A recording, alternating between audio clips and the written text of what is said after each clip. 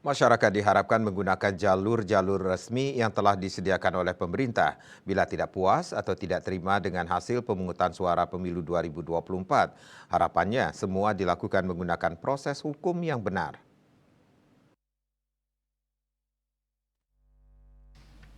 Harapan tersebut disampaikan Kapolri Jenderal Polisi Listio Sigit Prabowo usai pengecekan personel pengamanan pemungutan suara pemilu 2024 di Silang Monas, Jakarta, dikutip dari kantor Berita Antara.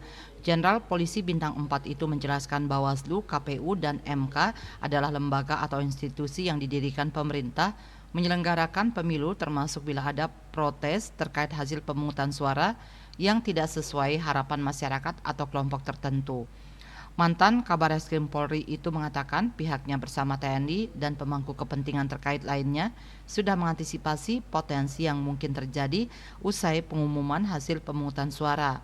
Antisipasi dilakukan berupa persiapan personel, sarana prasarana, serta langkah-langkah pengamanan yang sesuai dengan aturan yang berlaku.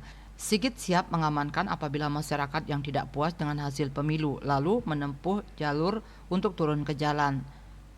Menurut Peraturan KPU Nomor 3 Tahun 2022, rekapitulasi suara nasional pemilu 2024 dijadwalkan berlangsung mulai 15 Februari sampai dengan 20 Maret 2024. KMB Bali Pos melaporkan.